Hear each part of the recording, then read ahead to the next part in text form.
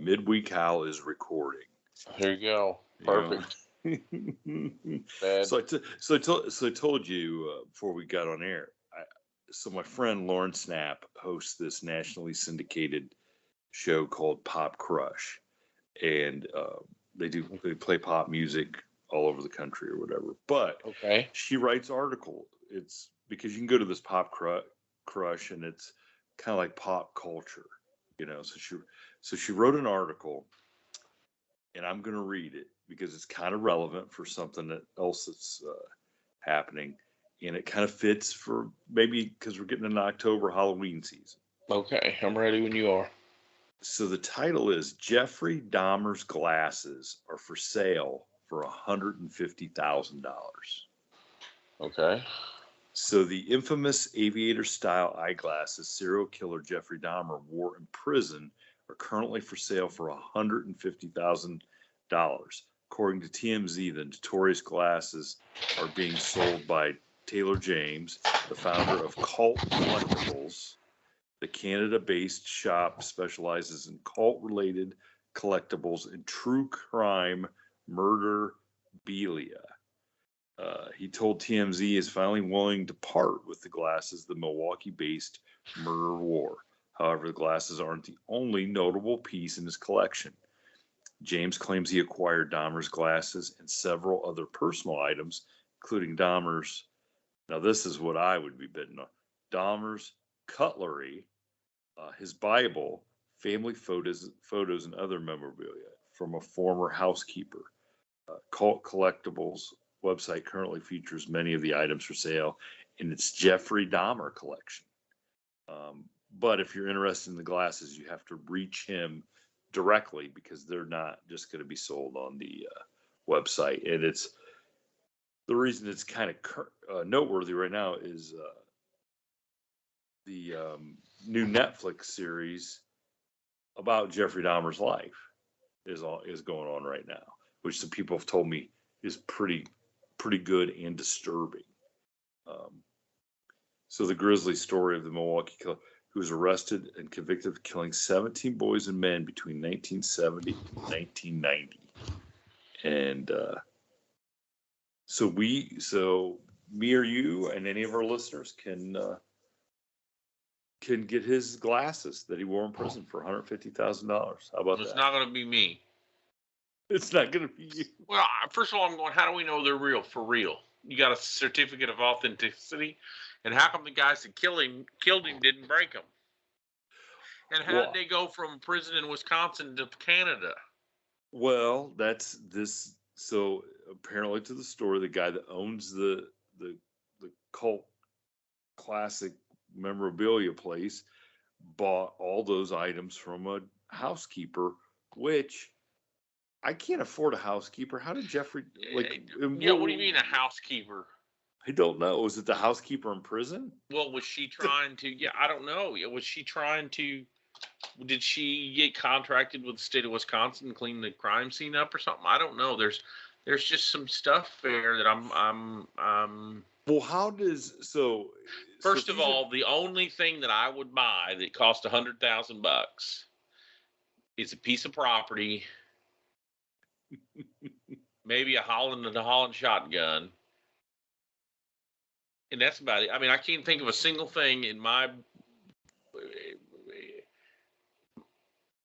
imagination, and that's me getting old and boring, that I would pay $100,000 for.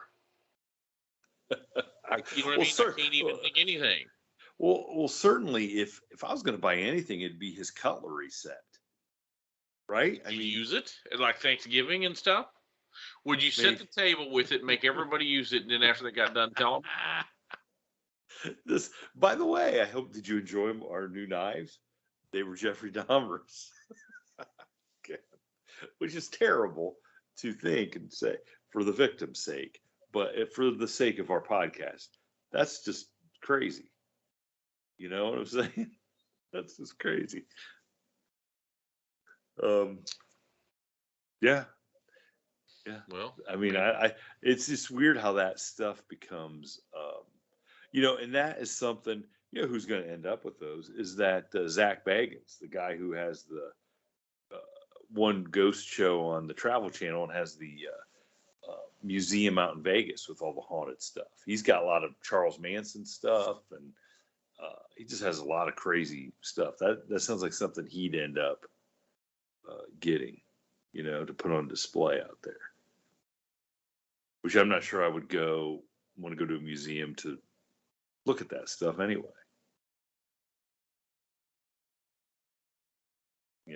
Would you? I mean, is that something you'd care about? I've been to the Madame Tussauds wax thing, in Vegas. Yeah. I went to one somewhere else. Where's another one at? Niagara Falls. No, somewhere else. Anyway, I've been to a couple of those things. If I got my kids, they want to do goofy stuff like that. But myself, I don't know. It's,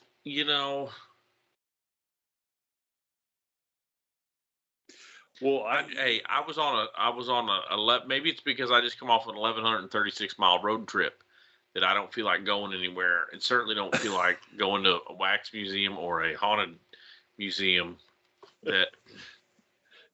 Where was the road trip? Where was your 1,100-mile road trip?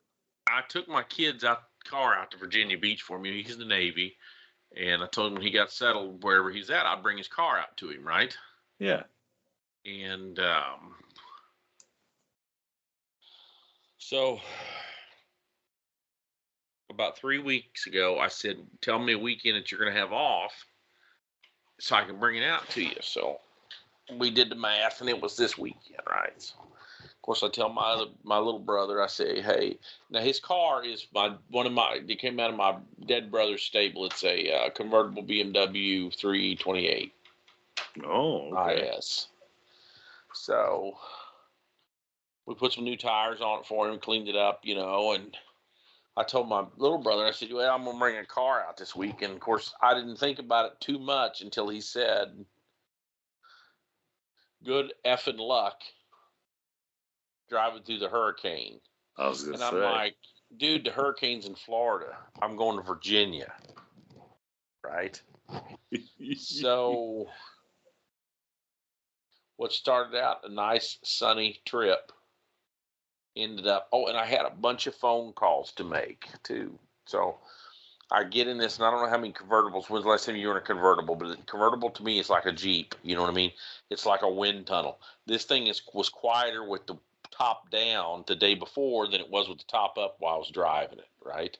So I got my Beats headset on, which apparently nobody can hear me talk on. Did I try to call you Thursday or Friday? Seems like nobody I talked to. I think it's because the first couple people I had to call couldn't hear me. Like my brother was like, call me back when you get somewhere I can hear you. Anyhow, by the time I got to Virginia, dude, it is blowing 80 miles an hour and raining, torrential rainfall, right? Oh, yeah, yeah. And I had a, I guess I would call it a third, I don't know, a 2.5 to third. I met a friend of mine asked me if I was interested in this job. I said I was. He introduced me to this guy. So that would be our first conversation, right? That guy said, hey, the guy that works out of that runs the state of Kansas, I want you to talk to him. So it would be so I met the guy at I'm just going to say it, State Capitol. And he said, I want to talk to you next week at length when nobody's around. So the next week at length, we talked on the phone. We talked salary. We talked some stuff. He said, I want my guy from Kansas City to talk to you, or our guy from Kansas to talk to you. And how's the first part of your week look? Now, the first part of the week to me is Monday or Tuesday, right? Mm-hmm. I said, perfect. Well, the guy, he didn't call me. Couldn't, of course, my old lady said, did they ever call you back? I said, no. But so on Wednesday, he said, how's Friday at 3 o'clock sound? And I said, okay. Now, my personal thoughts was, dude, that's the first part of the week is your first part of your week is Friday at 3, that's my kind of company, right? That's my kind of place, right? Yeah, of course. Unfortunately, Friday at 3, I was in Richmond, Virginia, pulled into a Love's truck stop to take this call in my kid's convertible, and it's the perfect storm out there. It's a combination of Twister and perfect storm, and I'm in a convertible, and after about 15 minutes, my roof starts dripping in 2 spots, exact same spot on both sides. I guess the water was getting in between the roof, like it doesn't really have a good drip edge like a normal car would, right? So when you're driving, I pulled over to get gas into Love's, and I knew I was talking to these guys at 3, and the roof was almost dry because I guess the way the wind blows it over the top, right? It doesn't really hit. But sitting in the parking lot, man, it's dripping right on the passenger seat, right on the driver's seat. So I got this giant wet spot between my knee to my hip. And then, of course, everybody and their brother is texting me and calling me. And every time it texted and called me, it would drop the Zoom call. And it was a Zoom, sign into a meeting. And Oh, yeah. So I'm in a Zoom meeting trying to negotiate a possible job, as much as I hate to say it. And I'm getting dripped on, and I'm between the, and I have to tell them, dude, I'm in a hurricane. I'm in a hurricane, whatever the hurricane was. And they're like, oh my God, are you serious? I said, yeah, I was driving my kid's car out to Virginia Beach. I'm parked here, and I didn't tell them I was dripping.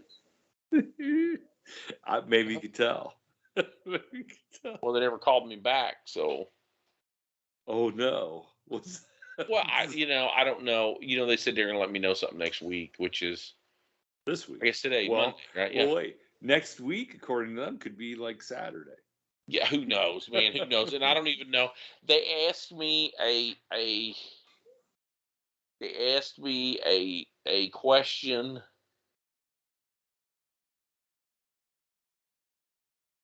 They asked me about launching a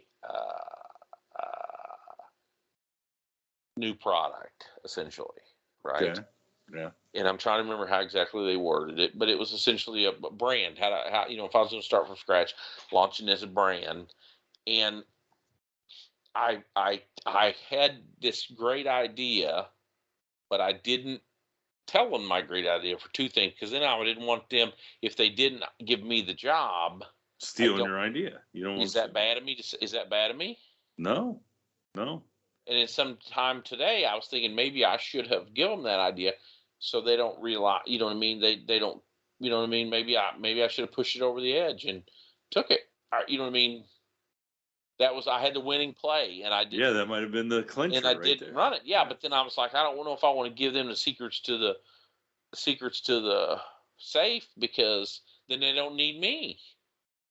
That is quite it's quite a quandary right there. But I told my brother, I said, dude, I think I could take this. I think I could start my own company and do what they do, because I got the idea. You know what I mean? I'm, and I'll talk to you offline about it, but not that I'm that way. I'm pretty lazy, which is the reason why I'm doing this podcast in the basement and not out in Vail getting ready for the snow to fly. Look, I'm doing it in the basement too, so don't feel bad. I was some dude on Twitter tweeted the other day that said, your follow through is your ability to follow through means more than to basically follow through a bad plan will probably have a better chance of success than all these good ones, that you never complete or whatever. And I thought, dude, that guy's talking about me. Well, then you should that should spur you on, right, to follow through. No, I told my brother I'm just about to give it up. Mm-hmm. I told the guy, I worked a little bit today with a friend of mine, and I told him, I said, I'll never make $2 million. And he said, why? And I said, because once I get the first $1 million, I'm quitting. I don't. Yeah. We were talking about Bitcoin, as a matter of fact. I had the opportunity to buy Bitcoin when it was $10 a piece, and I thought it was a scam. Well, even if it was a scam, $10 a piece is worth taking a shot.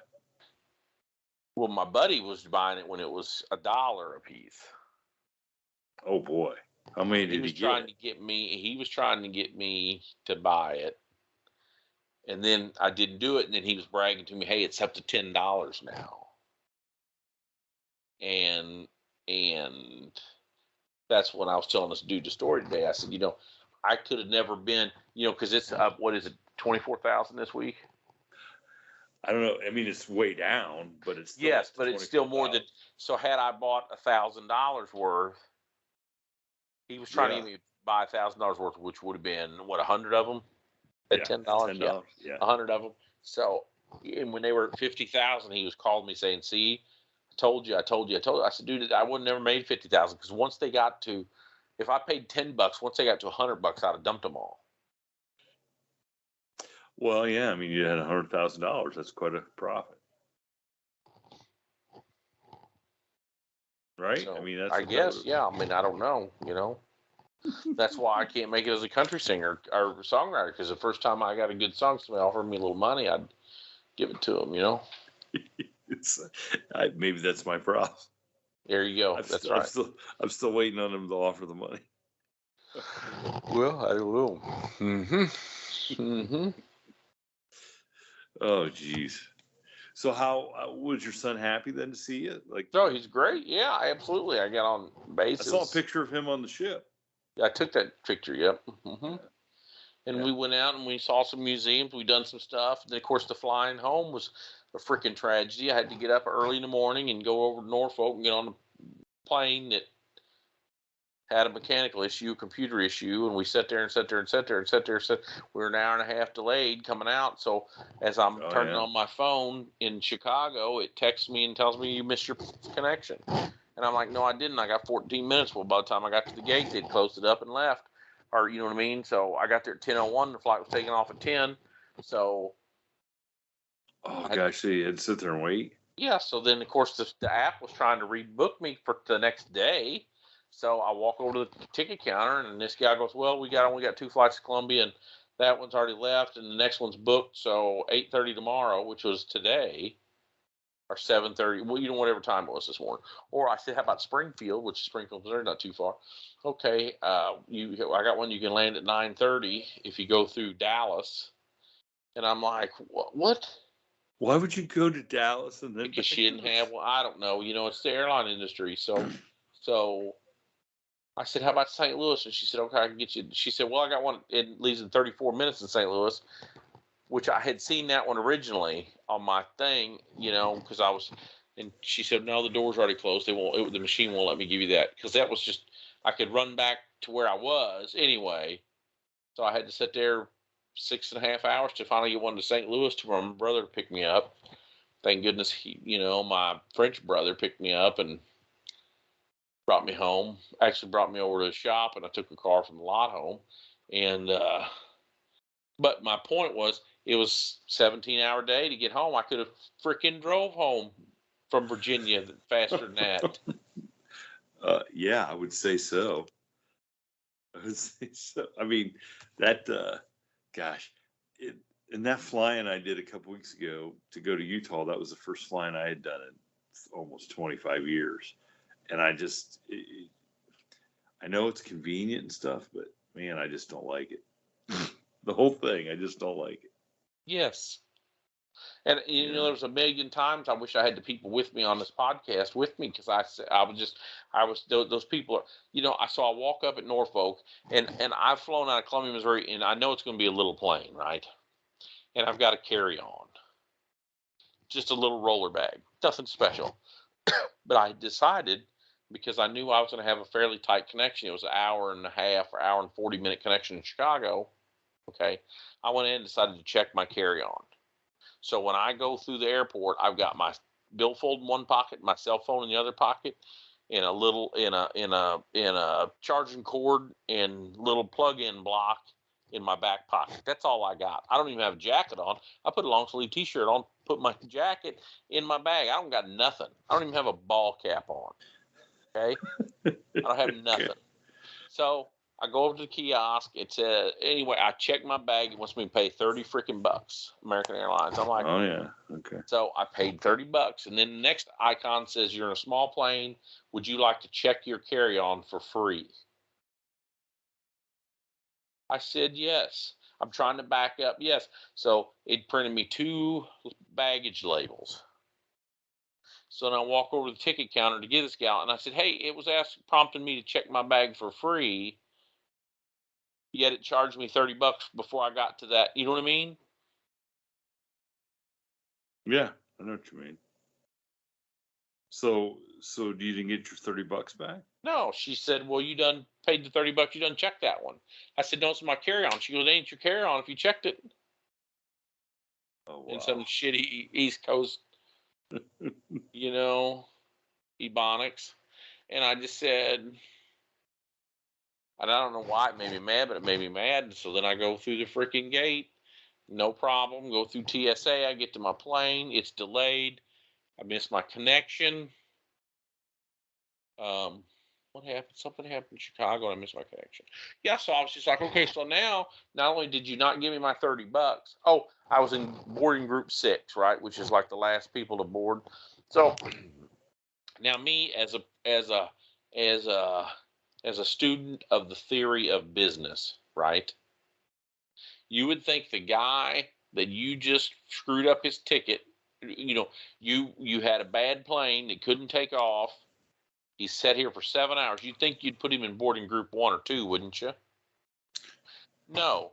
They put me back in boarding group 6, and you got all this whole plane full of people with bigger carry-ons than I had, okay? And they all want to bring them on that plane that ain't got any overhead space, okay?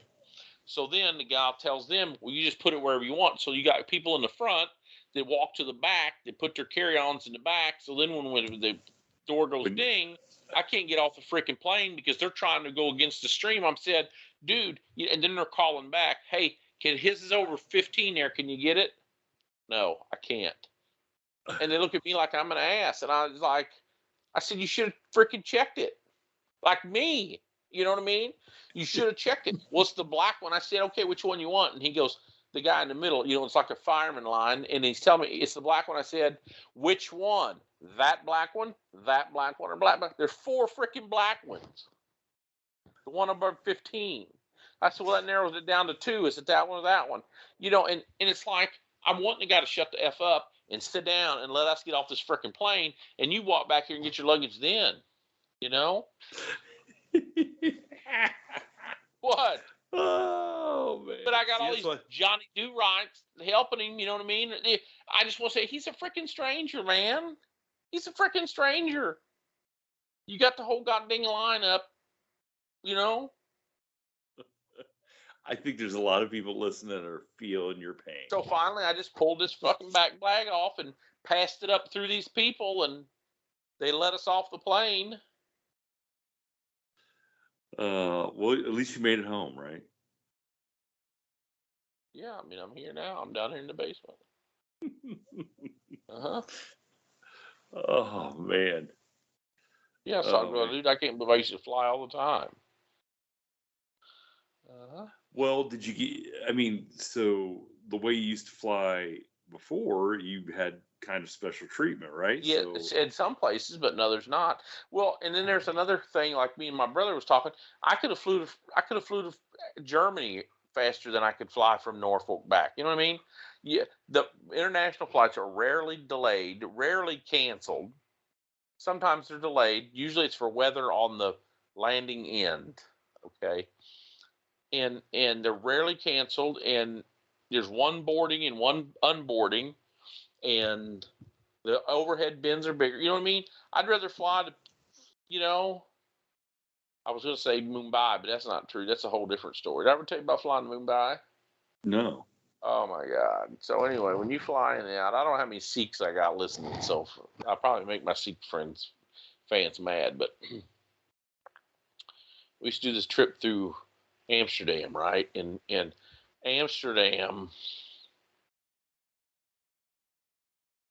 is the collection point for a variety of airlines from a variety of places. That's the best way I can explain it. Okay. So, like to get to Mumbai, you go Minneapolis to Amsterdam, switch planes, go Amsterdam to Mumbai. But So I'm trying to choose my words without making a bunch of people feel trashy. Okay. Okay. So you fly over to Amsterdam, spend the night, get up next day, you fly to Mumbai, spend the night, get a day off, you drive around, great town if you like humidity and bugs and curry and and history. And you get back on the plane the next day and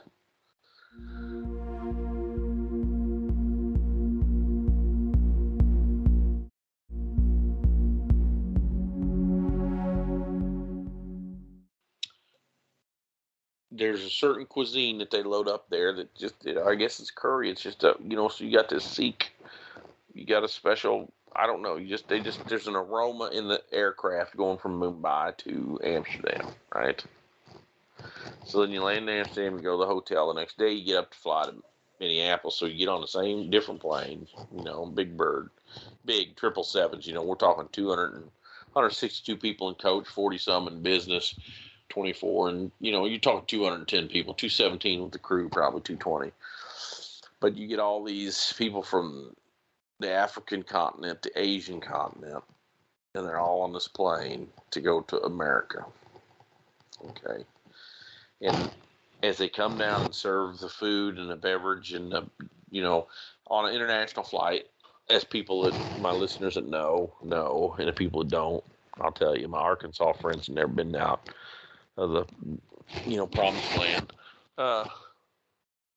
They put you on that plane about an hour, 30, 45 minutes off after takeoff.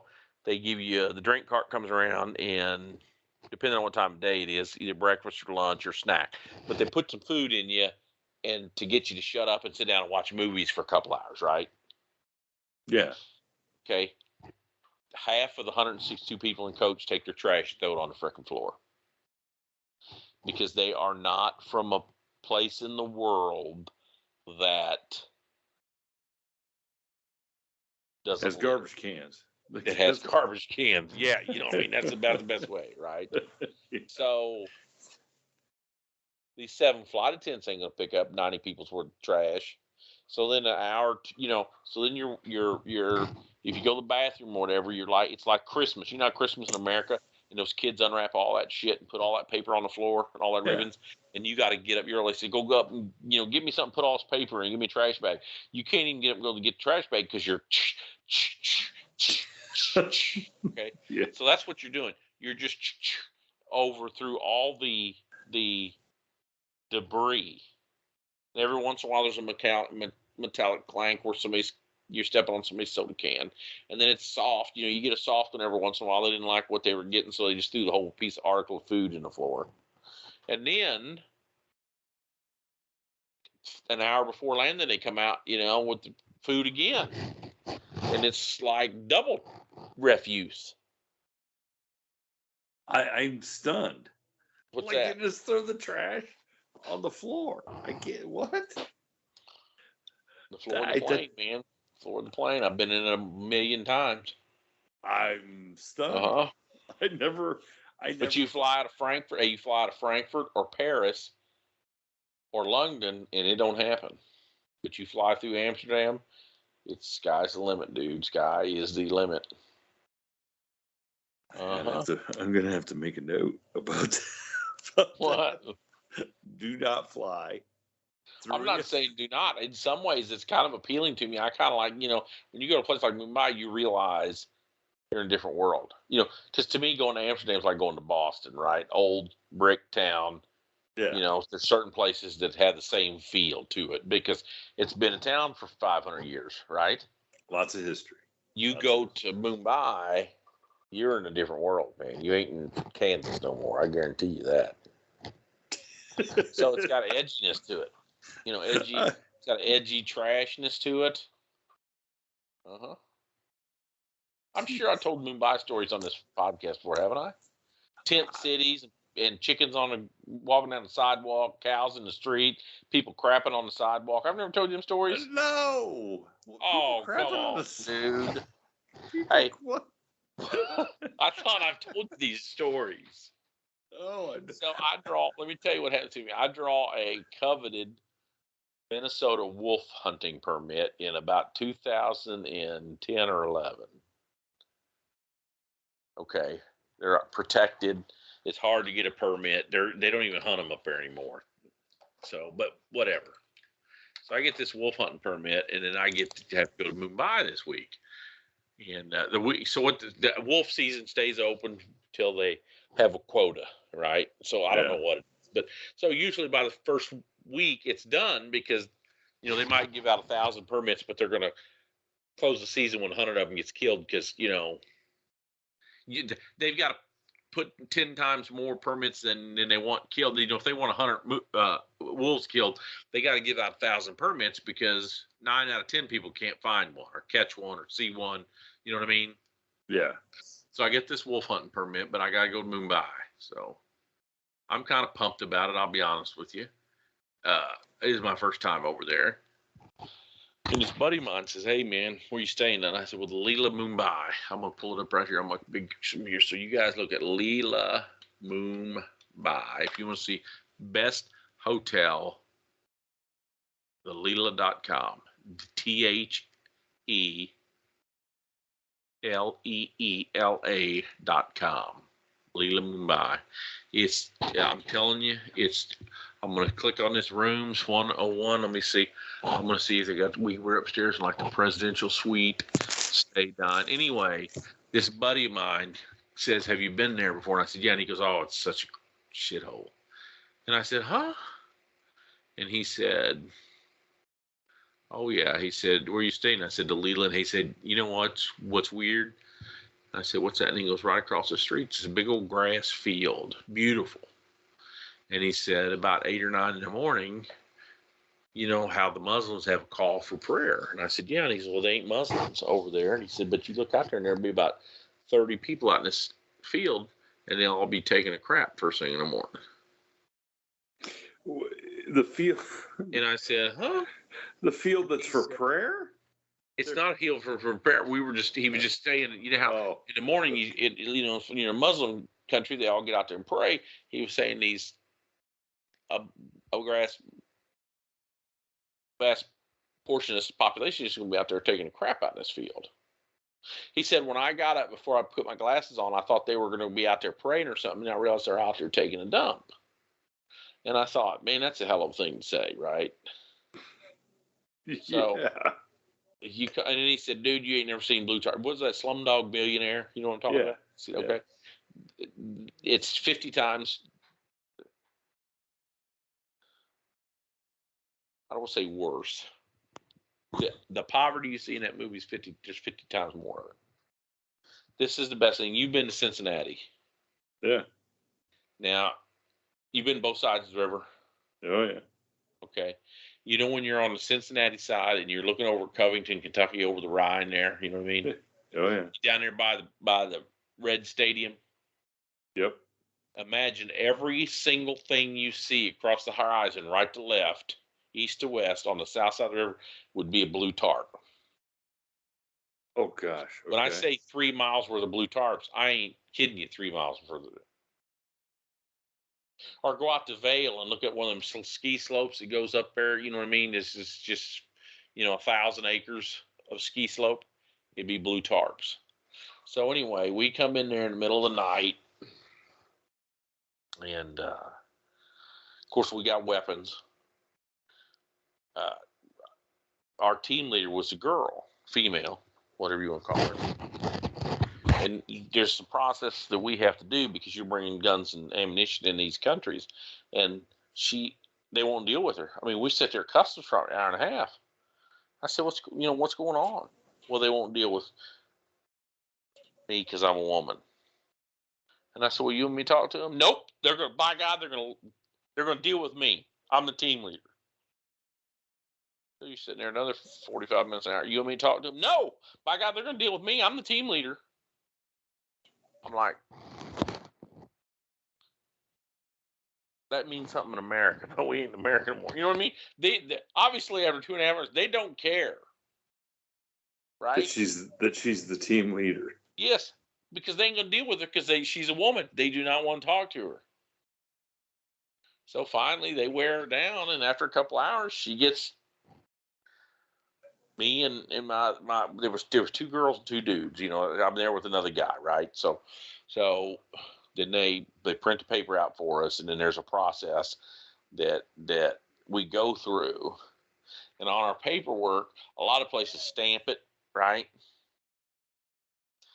They had. How do celebrities drop weight? I'm choosing my words here because I don't want to give out a bunch of secrets, but they had a candle. When it come down to the sealing the paperwork, they lit a red candle and let a bunch of wax drip on this thing, and then stamped it with a crown. So it's like you're back in the 20s or 40s. You know what I mean? You're old school, right? Okay. These people are freaking old school. Okay. So the Leela sends 2 cars, beautiful 5 Series BMWs, and you walk out the airport, and I mean, this was shortly after you remember when the terrorists took over the hotel, the Taj Mahal, killed all those people. It wasn't too long after that. So they had dudes with Jeeps and 50 cows and stuff. Nothing you'd really need around an airport. You know what I mean? If a tragedy would occur, these Indian Pakistani policemen would have probably killed twice as many as the damn terrorists if they opened up with these cannons. You know what I mean? In a freaking airport. So we get in these cars and we're driving. It's the middle of the night, and it's just got an eerie, hazy feel. We go down over here to the Leela. They're building a soccer stadium or something across the street, and I just remember looking out of my hotel room, and I kept thinking of the original Blade Runner, because they're welding at night and sparks and stuff are flying off this 8-10 story roof. You know what I mean? Oh, you feel like you're in, and you got all those sights and smells. I mean, when you're watching the original Blade Runner, right? Oh, yeah. It's something else. So, anyway, the hotel's got a big brick wall about 2 foot thick, about 15, 18 foot high, around like a whole city block, probably, if not bigger. With the hotel in the middle, you got to go in. They stop. There's a checkpoint. They got to stop the car, even though we're in cars from the hotel. Remember? Yeah. They, put a mirror underneath it, open the trunk, search it all. Just do every single thing you could think of, like pulling on a military base. And then you get in there. So if you get on Leela Mumbai and hit the junior presidential suite, you will see, you got your computer up, you will see what my accommodations were there. Let's see.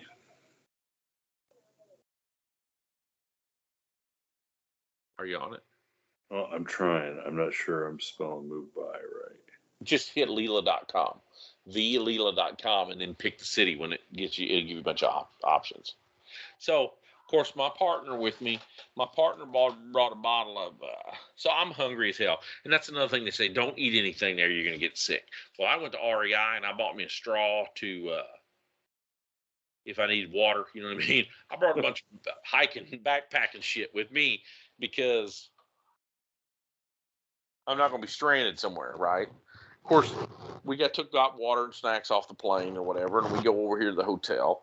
One of my partners in the deal, he got a little old half pint of whiskey, and because you can't buy liquor, there's no liquor in India, And he says, "Well, I'll come down to your room. What are you gonna do?" I said, "I'm gonna try to get something to eat." So anyway, he come down to my room, and I ordered something from room service, and we just hung out or whatever. Well, the next morning, sure enough, I get out and look out there, and there's this big old grass field, and there's just people taking a crap out there in it. And you're. Are you on the website? Have you seen it? Oh, yeah. I'm seeing the Leela Mumbai, the beautiful best hotel. Place. Oh gosh, it's absolute beautiful place. Absolute beautiful place. So across the field there are people taking. Yeah, they just go out there and they just go, man, where they want to go. It's the Wild West without cowboys, without Indians, without guns. Did you stay in the deluxe suite, the junior presidential? Junior presidential. Junior Oh my presidential, God. because they kept telling us it was a presidential. 3 of the 4 of us got presidential suites, and then they ran out of them. And my whiskey buddy, he had just a normal hotel room or suite. I mean, I just feel bad for him. look at that. I got in. It was like, dude, this is better. I know people don't have apartments look like this. That's pretty. That's pretty nice. So it's like those people are in like, and that's why I think I like them so much. You know, if I was president, if I was president, I would immediately import 100,000, 150,000 Sikhs, people from India, a year, because they are the hardest working, nicest, kindest, and they have an element of hardness to them. You know what I mean? That they're not mean. So when we see them here, they own hotels and liquor stores, whatever. You know what I mean? And sometimes they're bad neighborhoods or whatever. When you walk out of this neighborhood, so I'm getting screwed up here. We pull in, they mag our cars, we get up, they have a conveyor belt like TSA. You put your bag and your stuff in it on the outside of the hotel, go through a magnetometer, and they run their thing in, and your bag pops out on the other side so they can scan it for explosives and stuff. So, I mean, this is real secure shit, right? So, we decided we were going to go out on the town the next day. We haven't just determined when we're going to meet, right? So we go down in the hotel, big old buffet, breakfast, biggest breakfast, biggest breakfast buffet I've ever seen in my life. Well, maybe, I don't know. I've been to some big ones in Vegas, but it's as big as anything in Vegas, right? Big as anything. And what's it got for food? Like, what just, I mean, everything from. So if you go over there to dine and hit that first one, citrus or whatever, I mean, everything from snails to ham, eggs, bacon, and sausage, and crab and fish. And I mean, I don't know. You had me at snails. Whatever, right? Just freaking whatever.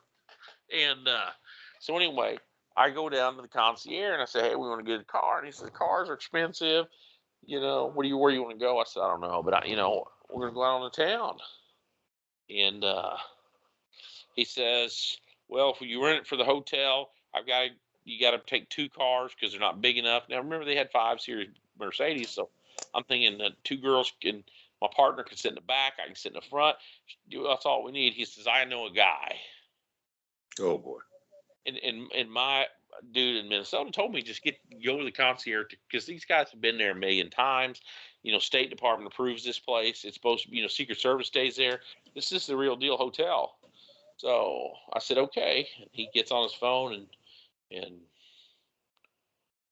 talks and whatever they talk, and next thing you know, this dude's rolling up through the mags, through everything, and like it's, the best thing like an old Mazda 626 or something.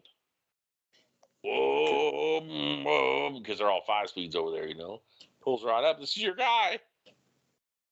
In a Mazda 626. It's what it looks like, but it's not. Maybe it was a Mazda 626. That's what it reminded me of, right? Okay. So I look at Mike, that's my partner with it, and I'm like, is this for real?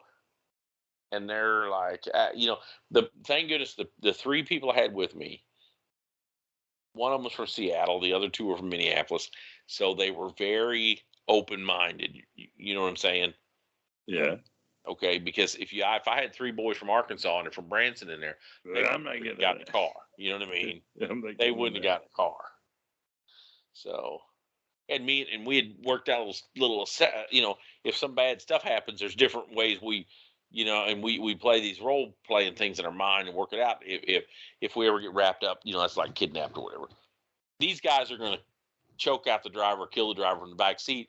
I'm going to push him out the door. You know what I mean? And because sometimes you get in some cars, I got in a car. Me and my team got in a car in Paris that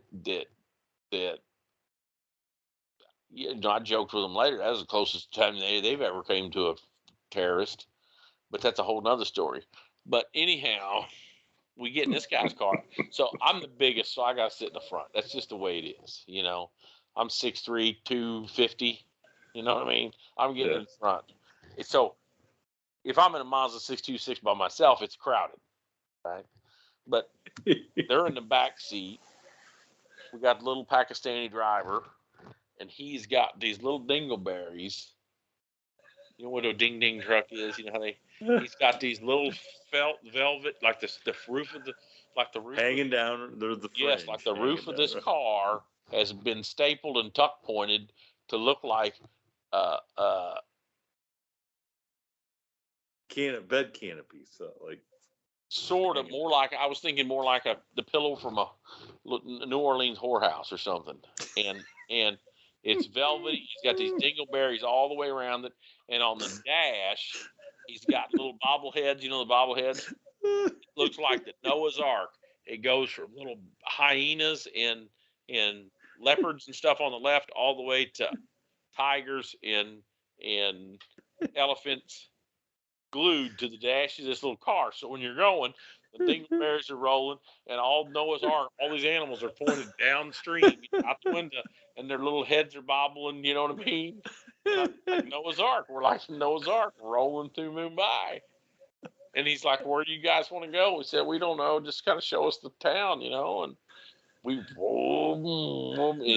you know, he takes off like you're going somewhere. You don't go anywhere in Mumbai because there's too many people, right? Yeah. And I exactly. don't even, you know, like everything. I've got a video camera. I'm rolling in 1080. And you know what's funny is I was watching some of it the other day on my computer here, just Mumbai videos of just 5 lanes of traffic on a 3-lane, you know, tuk-tuks and rickshaws, you know what I'm talking about? And cars and cows and people honking constantly. And they see you, and because my old man told me, he said, "Hey, you're in Mumbai, if the beggars get on you, you got to just beat them back." And I thought that's awful shitty to say. They would see us in that car and know you're Americans, and our driver told us that too. Roll the windows. You're American. They would see, and these beggars would run through 3 lanes of traffic to get over there. "Oh, you American, you know, wanting money." Uh-huh. That's crazy. So the first place he took us was Gandhi's house. Mm-hmm. And I got to tour Gandhi's house. I bought a book, and anyway, just wild, man. I don't even know where I was going with this story. Where's I going with this story? I don't know, but you went. You know what I mean? He gave me a bunch of business cards, and I was trying to find one the other day. I had them on my bulletin board at my office in Minnesota, and when guys were going over there, I'd say, "Hey, call this guy for a ride." So, hey, he drives us around so long, we just get tired of looking at stuff. During he's down to Bollywood, he brings these people. 2 of the people with me brought these Persian rugs, or what? You know, what's the fancy rug? Not Persian. Is it Persian? Persian. Yeah, Persian rug. Yeah. And I mean, Turkish rug or I mean, yeah. Yeah, Persian, whatever. You know what I mean? These $1,000, $1,500 rugs. And anyhow, we couldn't hardly talk him into bringing us back because he just wanted to show us more and more. And at the end of the day, I said, "What do we owe you?" And he said, I think it was like 65 euros, which at that time would be like $75. So we all give $20 to him. So I ended up giving him 20 euros. You know, so I gave him 80 euros. He told me that was because he's a normal cab driver, but his brother-in-law is the concierge at the hotel. Okay. So he said that's more than he makes, or about what he makes the whole month driving, you know, like driving for 4, 5, 6 days a week for 4 weeks. He makes about 80 euros, and that was what we give him that day. And I told him, I said, "Dude, I wish I could get you to America." And he said, "Oh, can you get me to America?" We kind of joked a little bit, but he was serious. He said, "If I could get to America, I could be so rich." And I was like, yeah, he could, because he would work 7 days a week. You know what I mean? If he was a Uber driver or a taxi driver, you know what I mean? Then that's why, I wish we could have an exchange program where we could take a bunch of these shitbirds we have walking around America and just ship them over there and swap them, 1-for-1 swap with Sikh taxi drivers or something. Mm-hmm. We could use some of those guys at the post office. Because Be if they're honest going to, with you. hey, because I keep seeing all this stuff out in LA and some of these big cities where the homeless encampments and shit are.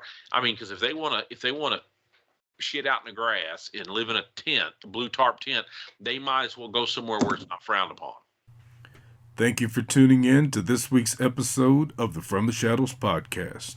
Until next time, never shy away from the darkness or what may be lurking in the shadows.